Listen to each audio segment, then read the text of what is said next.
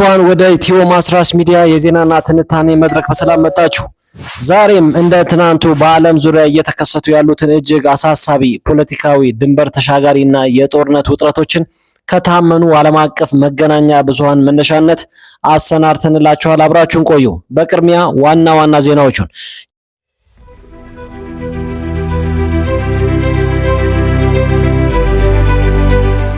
የኢትዮጵያ ቀጠናዊ ውጥረት፣ የሰሜኑ ጦርነት ገጽታ፣ የፕሪቶሪያውን ሰላም ስምምነት ፈተና ላይ መውደቅና የጎረቤት ሀገራት ስጋትን በቀዳሚነት የምንዳስሰው መረጃችን ነው።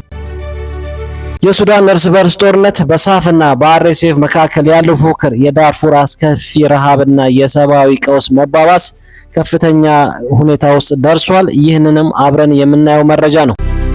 የቱርክና እስራኤል ውጥረት፣ ቱርክ እስራኤልን በመቃወም የጦር ጀቶችና ታንኮቿን ወደ ሶሪያ ድንበር ማንቀሳቀሷና የሁለቱ ሀገራት ቀጥተኛ ግጭት አደጋ ላይ መግባቱን በሰፊው እየተነገረ ይገኛል። ይህንንም በሰፊው አብረን የምንዳስስ ይሆናል። የአሜሪካ ወታደራዊ አውሮፕላን በሞስኮ እንቆቅልሽ የሆነው የቦይንግ ሲ-17ኤ ግዙፍ የጭነት አውሮፕላን በሩሲያ ቭኑኮቭ አውሮፕላን ማረፊያ ማረፉ ያስነሳው የዲፕሎማሲ ግምት ዝርዝሩን በሰፊው ይዘነዋል። አብራችሁ እንድትቆዩ እንጋብዛለን። የተወደዳችሁና የተከበራችሁ የኢትዮ ማስራስ ሚዲያ ቤተሰቦች አብራችሁ ስትቆዩ እነዚህና ሌሎች ዜናዎችን ትሰማላችሁ። መልካም ቆይታ ይሁንላችሁ። የዓለምንም ብርት በተስፋ ብርሃን እናበራለን። የኢትዮጵያ ቀጠናዊ ውጥረትና የሰሜኑ ጦርነት ድባብ። እንደ ቢቢሲ እና ኤፒ ዘገባዎች ከሆነ የኢትዮጵያ ጂኦፖለቲክ ሁኔታ ከቅርብ ጊዜ ወዲህ ከቀጠናው ግጭቶች ጋር ተዛምዶ በከፍተኛ ውጥረት ውስጥ ይገኛል። በሰሜኑ የሀገሪቱ ክፍል የተከሰቱት አዳዲስ ሁኔታዎችና የትግራይ ኃይሎች እንቅስቃሴዎች የፕሪቶሪያውን የሰላም ስምምነት ፈተና ላይ ጥለውታል። የአካባቢው ፖለቲካዊ መዋቅር ውስብስብ እየሆነ መምጣቱ ለቀጣይ ሰላም ትልቅ ስጋት መፍጠሩ እየተነገረ ነው። የፌዴራል መንግስት በበኩሉ በበርካታ ጽንፈኛ ኃይሎችና የታጠቁ ተቃዋሚዎች ላይ ዘርፈ ብዙ እርምጃዎችን ለመውሰድ እየተገደደ ይገኛል። ከጎረቤት ሀገራት ጋር ያለውንም ግንኙነት በጥርጣሬ የተሞላ መሆኑን፣ ቀጠናውን ሁሉን አቀፍ ቀውስ እያጋለጠው መሆኑ እየተዘገበ ይገኛል። የኢትዮጵያ ለመረጋጋት ደግሞ በአካባቢው ያሉ አጎራባች ሀገራትም በከፍተኛ ሁኔታ እያሳሰበ እንደሚገኝ የተለያዩ የመረጃ ምንጮች ዘግበዋል። የቀጠናው ተንታኞች እንደሚሉት የኢትዮጵያ መንግስት የውስጥ ጸጥታን ለማስጠበቅ የሚያደርገውን ጥረት ከውጭ ኃይሎች ጣልቃ ገብነት ጋር ተደባልቆ አስቸጋሪ ምዕራፍ ላይ ደርሷል። በተለይ ከሱዳን ድንበር አቅራቢያ የሚታዩት እንቅስቃሴዎች ኢትዮጵያን በፕሮክሲ ጦርነት ውስጥ ለመክተት የሚደረግ ድብቅ እቅድ ማሳያ ነው ተብሎ ይገመታል። ይህ ሁኔታ የሀገሪቱ ሉዓላዊነትና የጂኦፖለቲካዊ አቋም ከፍተኛ ፈተና ውስጥ መጣሉን በከፍተኛ ሁኔታ እየተዘገበ ይገኛል። ዲፕሎማሲያዊ አካሄዶችም ቢሆን አሁን ካለው የምስራቅ አፍሪካ ቀውስ ፍጥነት ጋር አብረው ለመጓዝ ተቸግሯል። መንግስት አንዱን እሳት ሲያጠፋ ሌላኛው እየተቀጣጠለበት ይገኛል።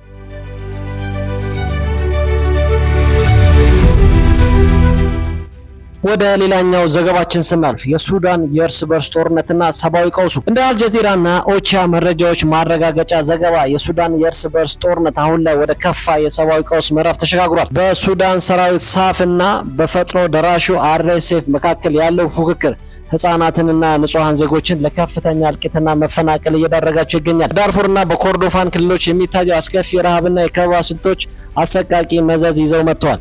ዓለም አቀፍ ድርጅቶች እንደሚያመለክቱት በሚሊዮኖች የሚቆጠሩ ሱዳናውያን አስቸኳይ የምግብና የሕክምና እርዳታ ፈላጊዎች ሲሆኑ የሀገሪቱ መሰረተ ልማቶች ሙሉ በሙሉ ወድመዋል። ተዋጊ ኃይሎች ከሰብአዊ ህግጋት ውጪ የሚፈጽሟቸው ድርጊቶች ሀገሪቱን ለአንዴና ለመጨረሻ ጊዜ የመበታተን አደጋ ላይ ጥለዋታል። ተዋጊ ኃይሎችን ከሰብአዊ ህግጋት ውጪ የሚፈጽሟቸው ድርጊቶች ሀገሪቱን ለአንድና ለመጨረሻ ጊዜ የመበታተን አደጋ ላይ ጥለዋታል። የድንበር አካባቢዎችም የጦርነቱ መለስተኛ መስመር መምጣታቸው የቀጠናውን ጸጥታ በእጅጉ አናግቶታል። ከፍተኛ ቁጥር ያላቸው ስደተኞች ወደ ጎረቤት ሀገራት ማለትም ወደ ኢትዮጵያ እንደዚሁም ደግሞ ወደ ቻድና ኒጀር እየፈሰሱ ይገኛሉ። የአካባቢውን የኢኮኖሚና የፖለቲካ ጫና በከፍተኛ ሁኔታ እንዳባበሰው ይነገራል። ዓለም አቀፍ ማህበረሰብ ለሱዳን ችግር ትኩረት ቢሰጥም የሚደረገው ድጋፍ ከግጭት ስፋት አንጻር ሲታይ እጅግ ያነሰና ደካማ ነው። ጦርነቱ ማቆሚያ የለውም የሚለው ጥያቄ የብዙዎቹ ጥያቄ ሆኖ አስተያየትና ስጋትን የፈጠረ ሆኖ ተገኝቷል።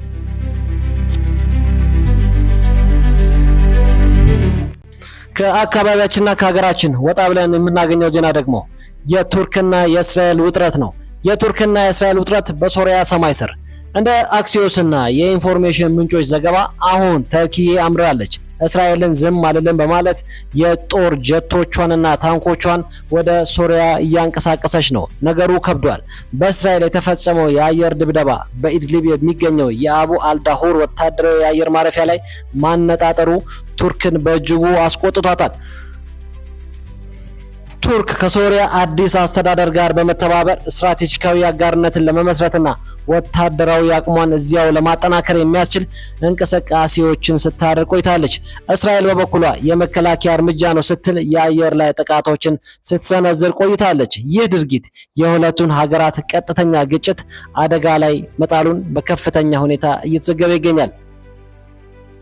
አሞራ የጣለው በጅብ ሊወሰድ ነው እንዲሉ የመካከለኛው ምስራቅ የጂኦፖለቲካ ሰማይ በጥቁር ደመና ተሸፍኗል።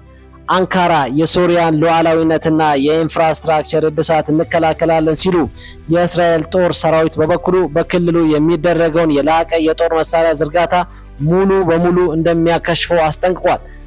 አሜሪካና ሌሎች ምዕራባውያን አገራት በሁለቱ ሀገራት መካከል ሊፈጠር የሚችለውን ግጭት ለማቀዝቀዝ ዲፕሎማሲያዊ እርምጃዎችን ቢጀምሩም ሁኔታው አሁንም በውጥረት ገመድ ላይ ወድቋል። የቱርክ ፕሬዝዳንት ረሲፕ ታይር ኤርዶጋን ጠንካራ አቋምና የእስራኤል የጸጥታ ስጋት ቀጠናውን ወደማይታወቅ አዙሪት እየከተተው ይገኛል።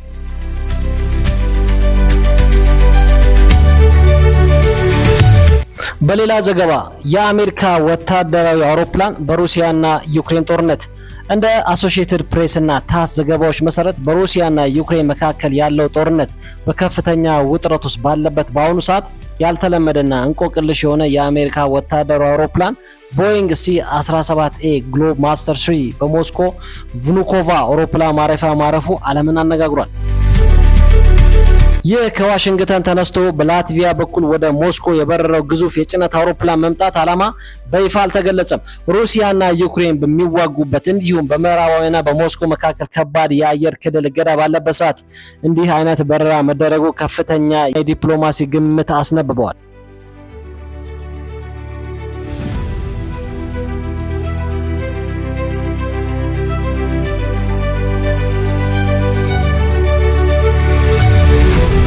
የዲፕሎማሲውና የጦርነቱ መስመር ተለዋውጦ ይታያል። የአሜሪካ አውሮፕላን በሞስኮ ማረፉ ለቀጣዩ የሰላም ውይይት ወይም ለምርኮኞች ልውውጥ በር የሚከፍት ይሁን ወይም ሌላ ድብቅ ምዕራፍ ያለው እስካሁን በውል የታወቀ ነገር የለም። በማጠቃለያ ዛሬ በአፍሪካ ቀንድ በመካከለኛው ምስራቅና በምስራቅ አውሮፓ እየተከሰቱ ያሉትን የጂኦፖለቲካዊ ሁነቶችን ዓለም አቀፍ ሰላምና ደህንነትን ከፈተና በላይ አድርገውታል። የኢትዮጵያ የውስጥና የውጭ ሰጣ አገባ፣ የሱዳን ሰብአዊ ቀውስ፣ የቱርክና እስራኤል አደገኛ ግጭት፣ በሶሪያ እንዲሁም የአሜሪካና ሩሲያ እንቆቅልሽ ግንኙነት ነገሮችን እጅግ ከብዶ መቀጠላቸውን ያሳያል። ኢትዮ ማስራስ ሚዲያ እንደዚህ አይነት ወሳኝ መረጃዎችን ይዞ መመለሱን ይቀጥላል። ውድ ተከታታዮቻችን በእናንተ ግምት በኢትዮጵያና በቀጠናችን አሁን የተፈጠረው የጸጥታ ውጥረት መፍትሄው ምንድነው ይላሉ? ሐሳባችሁን አጋሩን በኮሜንት ቦክስ ውስጥ። ይህ ኢትዮ ማስራስ ሚዲያ ነው። መልካም ቆይታ ይሆንላችሁ። ማስራስ የዓለምንም ብርት በተስፋ ብርሃን እናበራለን። ማስራስ ሚዲያ